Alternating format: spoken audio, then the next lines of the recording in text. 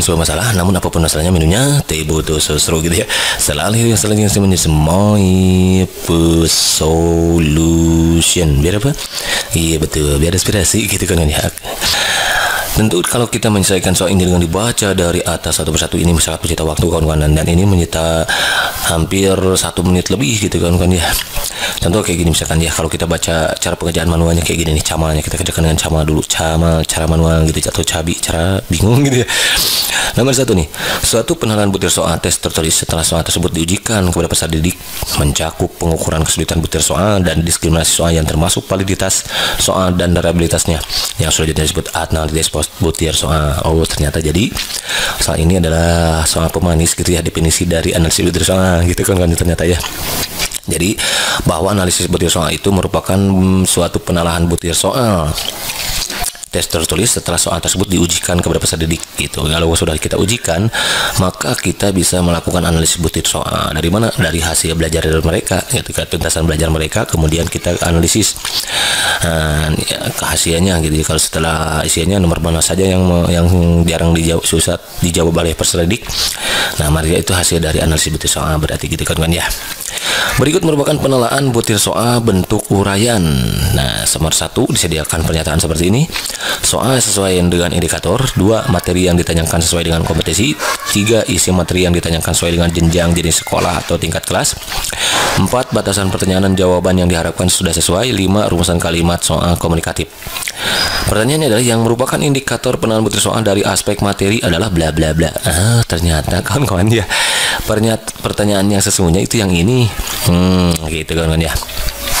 Berarti kita harus tahu ini semua gitu ya. Jadi cara bentuk penilaian butir soal itu seperti apa sih gitu.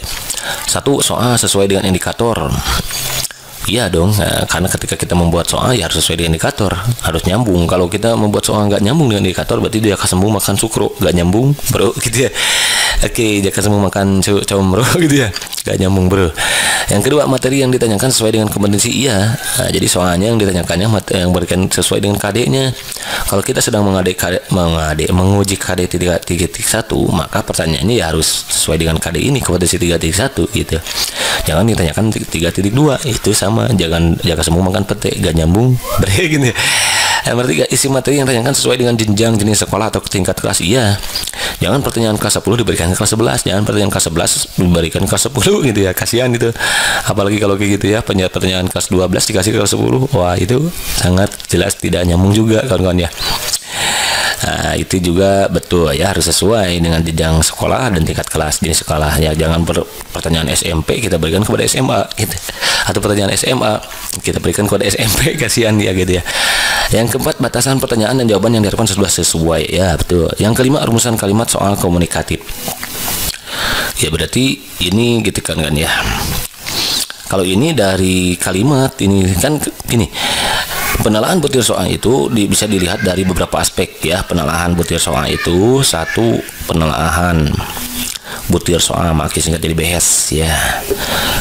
Itu dari aspek materi, kemudian konstruksi ya, konstruksi kalau nggak salah itu. Nah, dan terakhir itu dari aspek bahasa kalau nggak salah ya. Jadi ketika kita menganalisis butir soal, maka ini yang harus kita telah materinya bagaimana, konstruksinya bagaimana, bahasanya seperti apa, apakah dia komunikatif atau tidak. Nah, yang 5 ini masuknya ke bahasa, ini bahasa, dari segi bahasa, penjelasan butir soal dari segi bahasa. Nah, berarti kalau begitu jawabannya yang ada 5 itu yang salah, caret berarti yang 4 nah, gitu kawan ya. Nah, bagaimana cara cepat kita nih? Maki sekarang ganti dengan cara cepat mengerjakannya. Cara cepat. Nah, cara cepat kita mengerjakannya. Oke kan kawan, untuk kita mengerjakan soal seperti ini, soalnya bentuk panjang kayak gini. Nah, ini maka kemungkinan besar ini ada trik khusus untuk kita mengerjakannya, karena tidak mungkin si pembuat soal memberikan pertanyaan sepanjang ini di serumit ini kalau kita tidak diberikan cara cepatnya. Biasanya nih si pembuat soal itu jenis orang-orang jenis kawan-kawan ya. Jadi beliau memberikan soal untuk kita kerjakan tapi dengan cara tertentu gitu, cara khusus, cara unik gitu. Nah, cara cepatnya gimana? Jadi langkah pertama kawan-kawan langsung baca ke sini. Jadi nomor 1 nggak usah dibaca ini.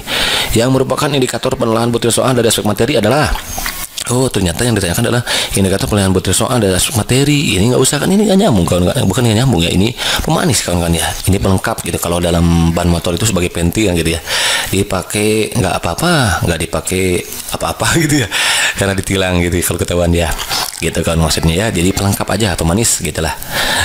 Nah, maka cara cepatnya setelah kita baca ke sini langsung nih, kalau kita nggak tahu dengan isi jawaban ini nih, kita cek di mana saja, atau bukan nggak tahu ya. Kalau kita ingin cepat gitu, jawaban mana yang paling tepat, kita cek dulu di sini mana yang sering digunakan, berarti itu benar.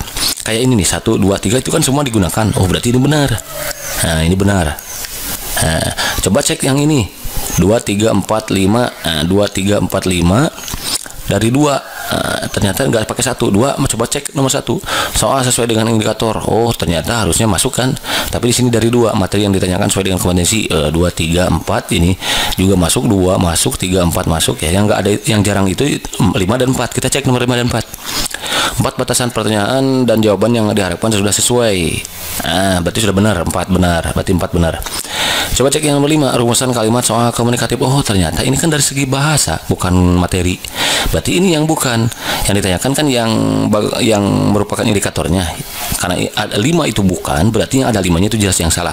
Berarti ini ada 5-nya wrong, ini wrong, ini enggak ada 5-nya, ini betul, ini wrong, ini wrong. Berarti yang betul mana? Iya betul, yang ini kan. Selesai deh, begitu kan kan? Ya, jadi jawaban mulai tepat yang mana? Yang C, gitu kan? Understand? Ini jadi tadi mantap gitu ya, oke. Kalau mantap, next berikutnya. Nah, itu dia, ini contoh format penalaran butir soalnya kan dari aspek materi itu kan bener ya. Dari aspek konstruksi bener, di bahasa. Nah, silakan kawan-kawan searching lagi video Maki tentang analisis butir soal judulnya ya. Kalau yang kawan berusing di sini, oke. Lanjutkan yang sudah dibahas. Oke, nomor 2 nih, lagi-lagi soalnya bentuk seperti ini. Berarti tadi gimana cara cepatnya? Langsung baca ke sini ya, nggak usah dibaca ininya. Pernyataan yang merupakan bentuk pelaksanaan pembelajaran media adalah bla bla bla. Nah, lagi-lagi soalnya seperti itu. Berarti kita disuruh mencari pernyataan yang mana. Nah, cek lagi kalau kita nggak tahu, cek lagi di sini. 1, 2, 3 banyak digunakan, 1, 2, 3 benar, 1, 2, 3 benar, berarti 1, 2, 4 ini 4, 5, 4 dan 5 yang jarang. Coba kita cek nomor 4. Nomor 4 mana? Pemberian pembelajaran secara khusus, misalnya bimbingan seseorang jika jumlah peserta didik yang mengikuti media maksimal 2%. Benar ternyata. Berarti 4 harus ada. Yang 5 coba. Pemberian pelajaran berbasis tema dan pemadatan kurikulum. Nah, yang ini yang enggak kan ya. Pemberian pembelajaran berbasis tema dan pemadatan kurikulum itu masuknya ke program pengayaan. Untuk kawan-kawan silakan cek lagi di video Maki sebelumnya tentang pengayaan dan remedia. Saya ada itu di sana ya. Berarti yang ada 5 itu yang salah, yang wrong gitu. Ini ada 5 wrong, ini ada 5 wrong, ini ada 5 wrong, ini ada 5 wrong. Jadi wrong gitu. Yang belumnya, iya betul yang 4 ternyata ya 1, 2, 3, 4. Coba kita cek benar enggak? Nah, sebetulnya ini langsung aja jawab gitu ya. Tapi kalau kita ingin misalkan penasaran, coba cek ya. Nomor 1 benar katanya ya. Pemberian pembelajaran ulang dengan metode dan media yang berbeda jika jumlah peserta didik yang mengikuti media lebih dari 100, iya kan? Nah, oke kan jadi remedia itu perlu kita ketahui sekedar mengingatkan lagi oleh Maki gitu ya. Sebetulnya ini sudah Maki bahas di video sebelumnya. Jadi pembelajaran media itu kalau peserta didik yang tesnya di bawah KKM ada lebih dari 50%, maka wajib diajarkan pembelajaran remedia dengan cara pemberian pembelajaran ulang. Contoh misalkan ada 30 peserta didik yang tuntas, ternyata nih yang tuntas ini misalkan 14 orang.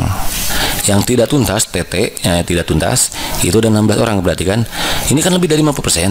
Nah, maka kalau lebih dari 50% ini gunakan pembelajaran ulang. Nah, gitu kan kawan ya. Yang kedua, pemanfaatan tutor sebaya, benar, boleh ini pakai ini. Yang ketiga, pemberian tugas-tugas kelompok jika jumlah peserta didik yang mengikuti remedia lebih dari 20% tetapi kurang dari 50%.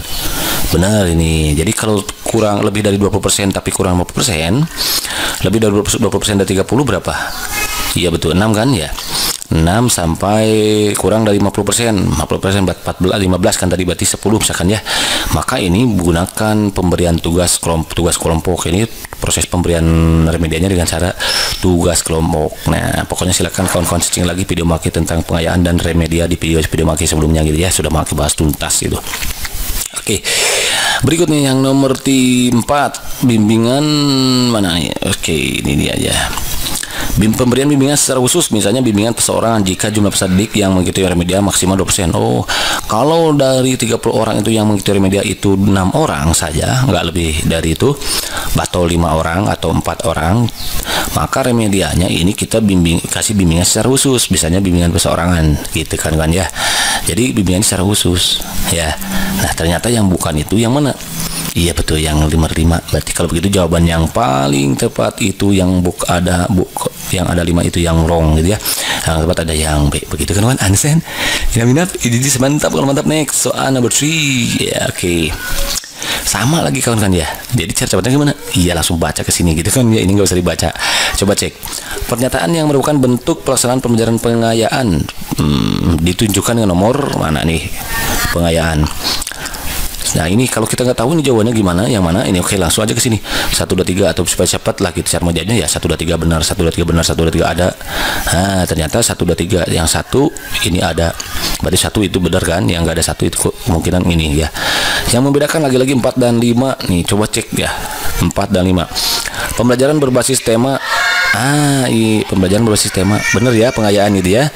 Pemadatan kurikulum bener, ini bener, ini bener. Oh ternyata bener, yang 5 yang wrong gitu ya. Berarti kalau gitu yang bukan, yang ada 5-nya itu yang wrong. Ini wrong, ini wrong, ini.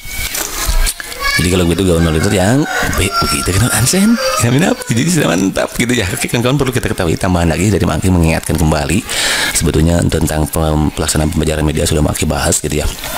Jadi bahwa pelaksanaan pembelajaran pengayaan itu boleh kita lakukan dengan cara 1 belajar kelompok, 2 belajar mandiri. Jadi kita kasih tugas kepada peserta didik tersebut yang sudah melampaui KKM gitu dan dia memiliki kelebihan khusus gitu ya, superior gitu ya. Kemudian pemadatan kurikulum, pembelajaran berbasis tema, kecuali kalau pembelajaran ulang ini untuk mereka yang di bawah KKM, kriteria ketuntasan minimal.